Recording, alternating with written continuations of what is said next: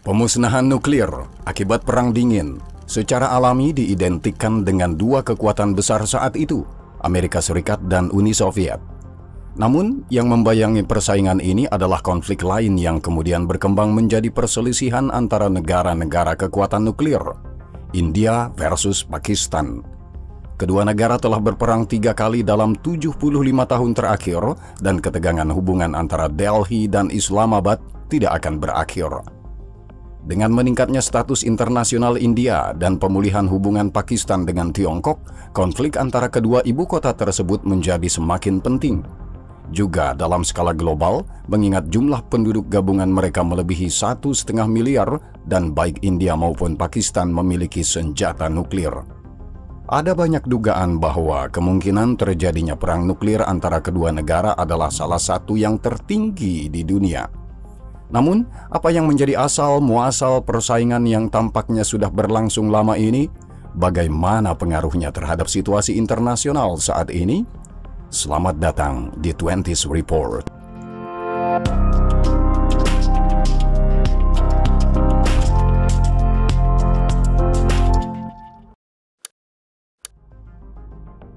Identitas nasional Asia Selatan kurang lebih terbentuk pada awal abad ke-20 di bawah kekuasaan British Raj.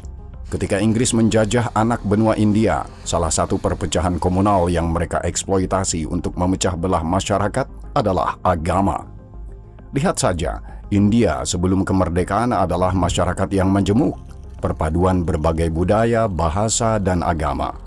Agama yang paling menonjol adalah Hindu yang mencakup sekitar 70% populasi dan Islam yang mencakup hampir 25% populasi sebelum kemerdekaan dan pemisahan pada tahun 1947. Gerakan kemerdekaan India terdiri dari perwakilan kedua agama ini serta agama minoritas lainnya. Yang terdepan adalah dua organisasi terkemuka, Kongres Nasional India yang sekuler namun mayoritas beragama Hindu dipimpin oleh Mohandas Karamchand Gandhi dan Liga Muslim yang mayoritas beragama Islam terutama dipimpin oleh Muhammad Ali Jinnah. Ketika gerakan kemerdekaan melonjak, Jinnah mulai merasa terpinggirkan, seringkali berselisih dengan Gandhi. Ketegangan politik terus meningkat di antara keduanya dan perlahan-lahan merembes ke komunitas yang lebih besar. Dengan menabur benih perselisihan, keretakan mulai terlihat antara mayoritas Hindu dan minoritas Muslim yang menyebabkan peningkatan kekerasan mulai tahun 1930-an hingga akhir tahun 1940-an. Permusuhan akhirnya terwujud dalam kemauan politik pada bulan Maret 1940 dengan disahkannya Deklarasi Lahore oleh Liga Muslim, sebuah resolusi untuk mendirikan tanah air terpisah bagi umat Islam di British India. Sementara itu, Perang Dunia Kedua memaksa Inggris memikirkan kembali pendudukan di anak benua tersebut. Besarnya biaya dan energi yang dikeluarkan selama perang untuk mencoba mengalahkan Jerman pimpinan Hitler membuat pemeliharaan ketertiban di India untuk eksploitasi lebih lanjut tidak dapat dilakukan. Selanjutnya, rencana dibuat untuk keluar secara tergesa-gesa dari Asia Selatan, dan bagian penting dari rencana tersebut adalah membagi British India menjadi dua negara yang mengakomodasi permintaan akan negara Muslim yang terpisah. Maka lahirlah dua negara, India yang mayoritas Hindu dan Pakistan yang mayoritas Muslim. Namun selain India dan Pakistan, ada juga 5.656 negara pangeran yang dibiarkan sendiri oleh Inggris. Mereka bebas memilih kesetiaan mereka, bergabung dengan India atau Pakistan atau tetap merdeka. Sebagian besar negara pangeran menyetujui perjanjian ini tanpa adanya paksaan atau sedikit pun tekanan terhadap India atau Pakistan. Faktor umum yang penting adalah lokasi geografis dan kepentingan kolektif. Secara umum, negara-negara mayoritas Muslim menyerah kepada Pakistan, sementara negara-negara mayoritas Hindu menyerah kepada India. Tapi, ada satu negara pangeran yang menjadi titik perselisihan, Jammu dan Kashmir. Dan hal ini hingga saat ini akan tetap menjadi faktor terbesar dalam menentukan hubungan antara kedua negara.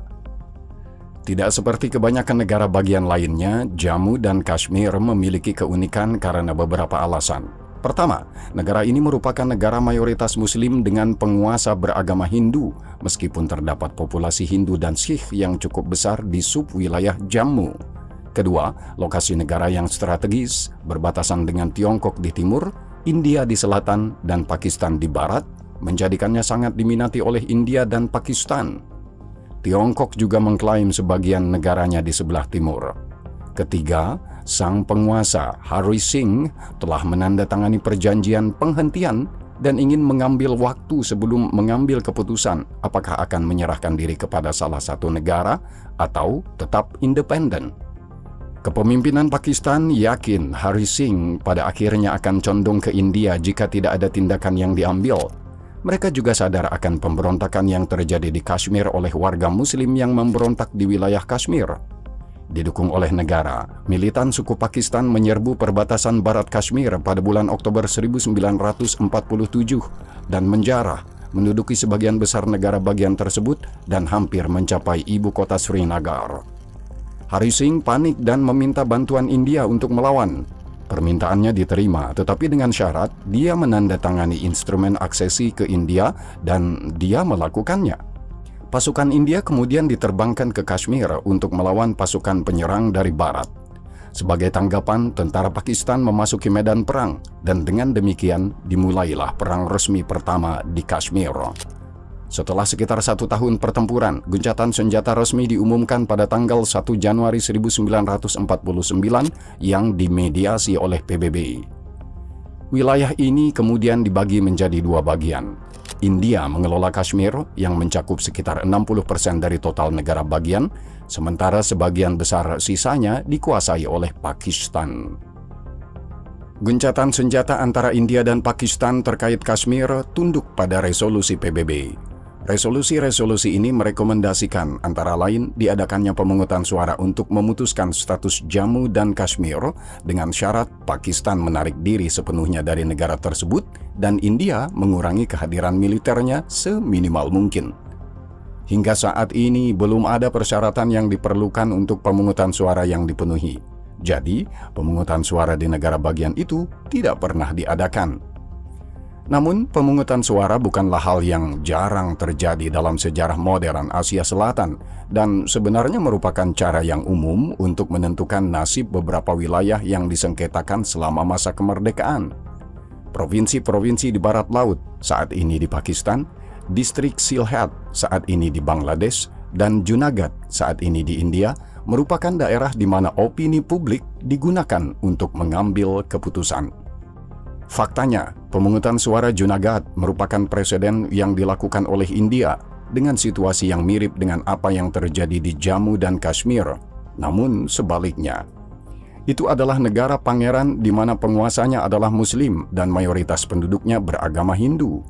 Ketika penguasa Junagadh menyerang ke Pakistan meskipun tidak ada kesamaan budaya atau kurangnya kesamaan perbatasan, didorong oleh paksaan politik, India melakukan intervensi dan memaksakan pemungutan suara, di mana mayoritas mendukung persatuan dengan India.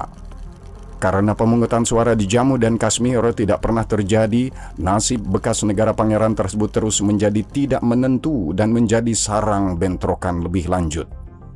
Ternyata, pertempuran tahun 1948 bukanlah perang terakhir yang memperebutkan Kashmir. India dan Pakistan kembali berperang pada tahun 1965, menjadikan kedua negara tetangga sebagai musuh bebuyutan.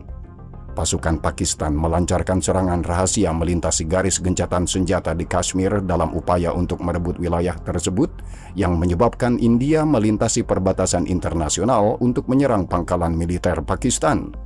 Perang kembali tidak membuahkan hasil, dan sebulan kemudian gencatan senjata diumumkan yang ditengahi oleh AS dan Uni Soviet.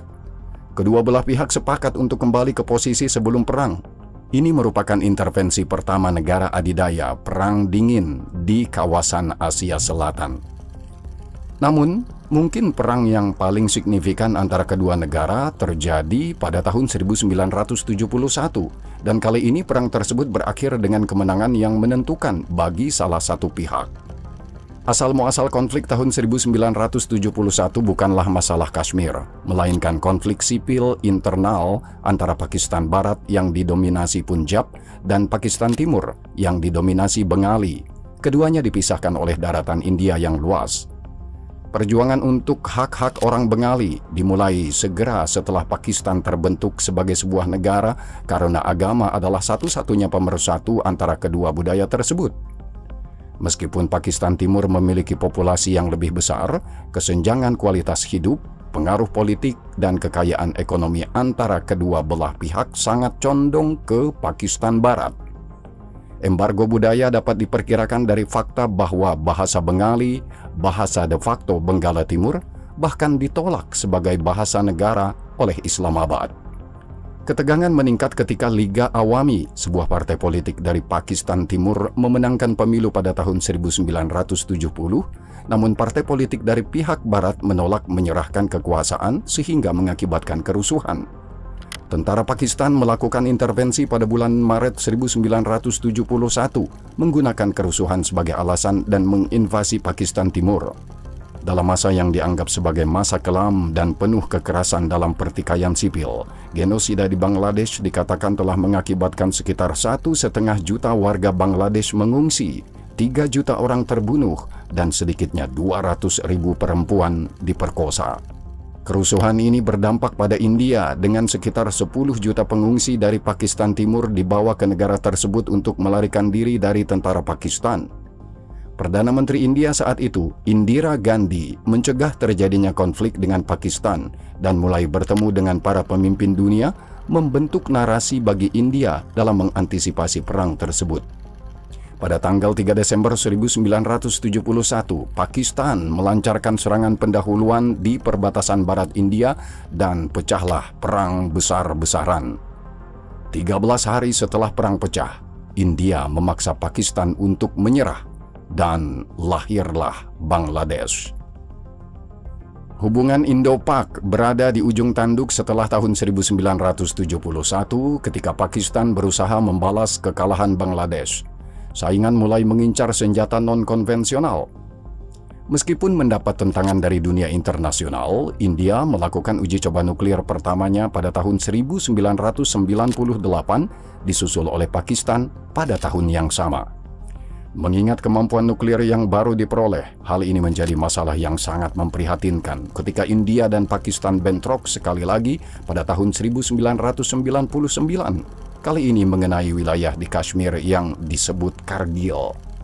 Meskipun ini bukan perang besar-besaran seperti yang terjadi pada tahun 1971, ancaman melintasi payung nuklir masih sangat besar. Namun konflik yang berlangsung singkat ini hanya berakhir dengan sedikit perubahan wilayah.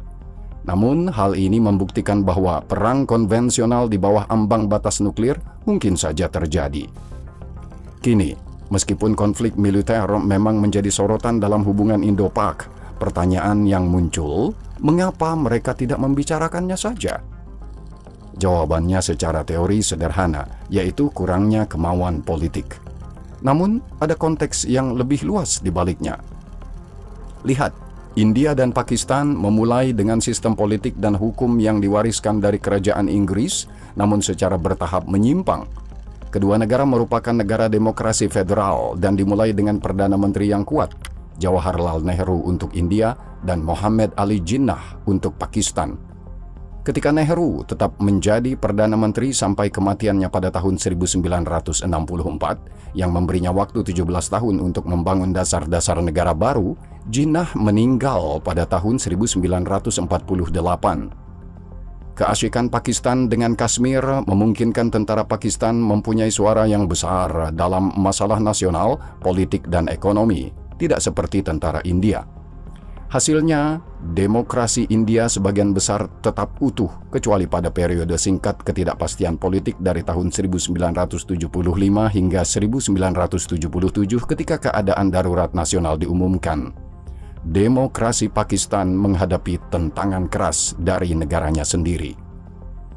Pakistan telah mengalami 3 kali kudeta militer dalam sejarahnya dan menghabiskan lebih dari separuh 76 tahun negaranya berada di bawah kediktatoran militer. Selain itu, tidak ada Perdana Menteri Pakistan yang menjabat selama 5 tahun penuh. Dampak dari kepemimpinan yang tidak stabil adalah kurangnya dialog yang efektif dan hampir tidak ada kesinambungan kebijakan dalam kepemimpinan sipil karena setiap kebijakan perdamaian memerlukan persetujuan dari markas besar militer Pakistan. Dan mengingat kepentingan militer sendiri, kebijakan perdamaian dengan India bukanlah kebijakan yang mudah untuk diterapkan.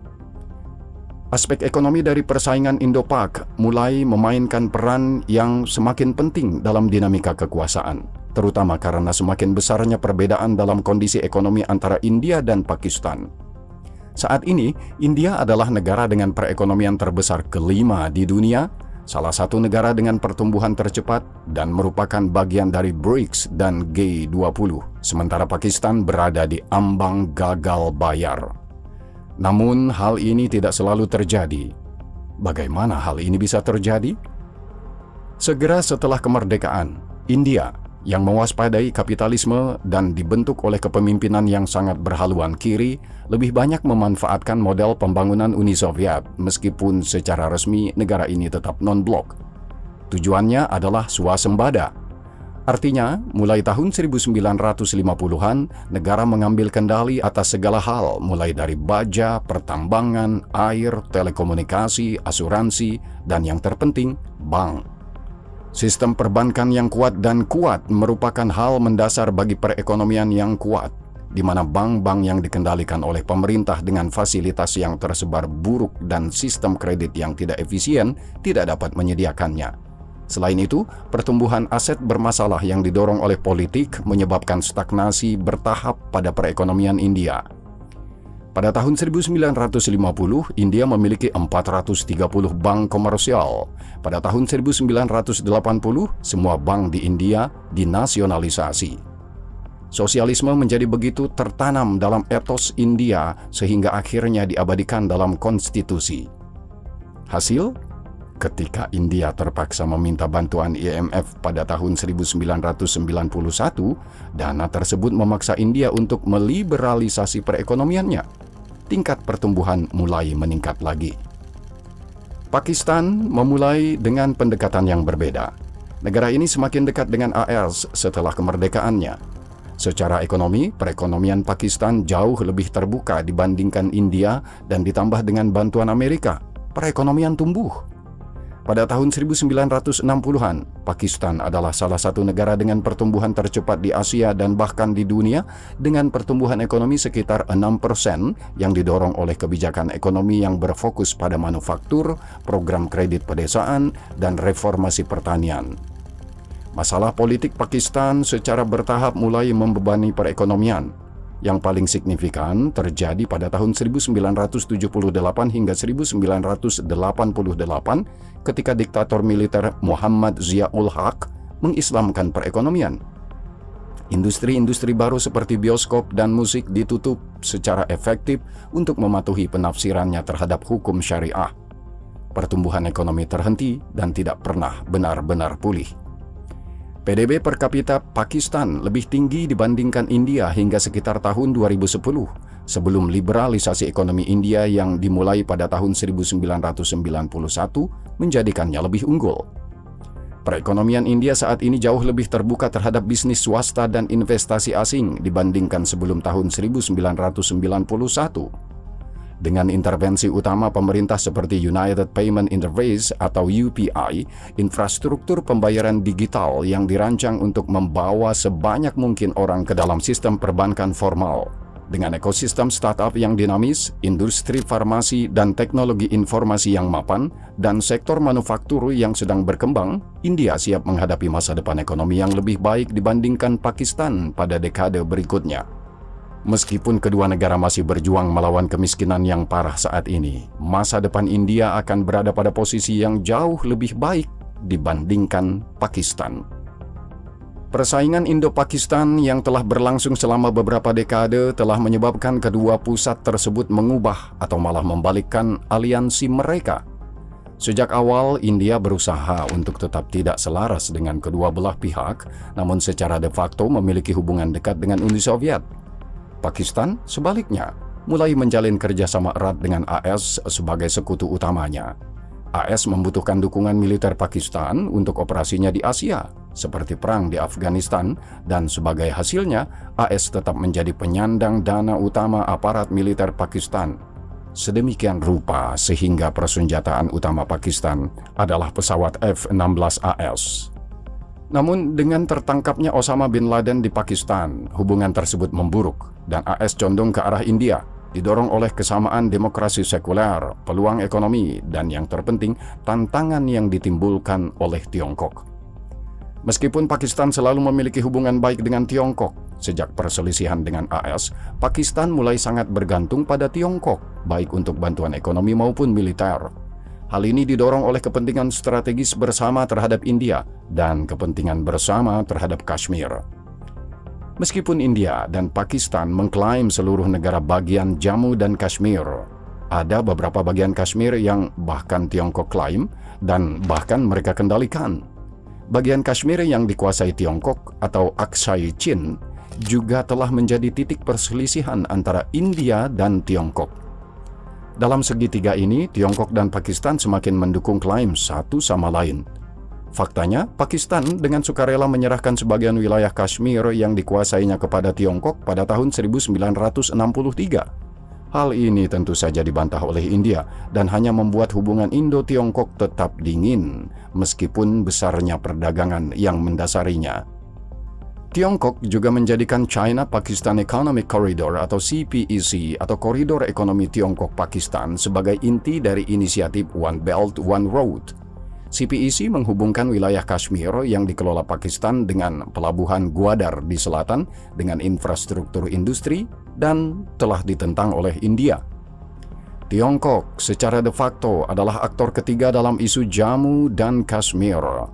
Pada tahun 2019, India secara sepihak mencabut status khusus Kashmir sebagai wilayah sengketa dan membaginya menjadi dua wilayah dalam upaya untuk mengintegrasikannya ke India. Seperti yang diharapkan, Pakistan menolak tindakan India dan menganggapnya ilegal, dan tidak mengherankan, Pakistan didukung oleh Tiongkok.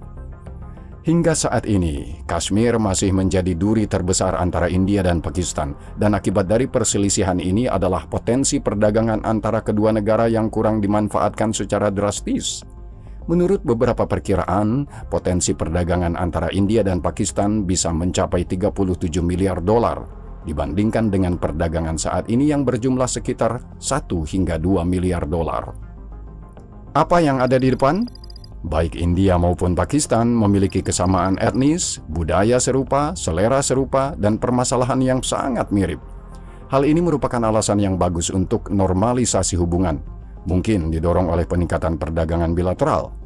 Ketergantungan ekonomi yang lebih tinggi satu sama lain akan meningkatkan ambang agresi militer dan meningkatkan produktivitas regional. Hal ini dicontohkan oleh blok perdagangan regional seperti ASEAN dan Uni Eropa yang mendorong perdagangan regional bertindak sebagai pengganda kekayaan. Namun, seiring berlarutnya situasi saat ini, perbedaan kekuatan ekonomi dan militer akan semakin menguntungkan India. Selanjutnya, India cenderung tidak akan dipaksa untuk melakukan perbaikan dengan Pakistan sehingga menjaga kemungkinan terjadinya konflik militer tetap tinggi. Oleh karena itu, merupakan kepentingan global untuk mendorong India dan Pakistan menuju normalisasi hubungan satu sama lain. Meskipun menghindari konflik militer lebih lanjut antara dua negara bersenjata nuklir masih menjadi perhatian utama, hubungan Indo-Pak yang lebih baik akan berarti kehidupan yang lebih baik bagi salah satu wilayah termiskin dan terpadat di dunia.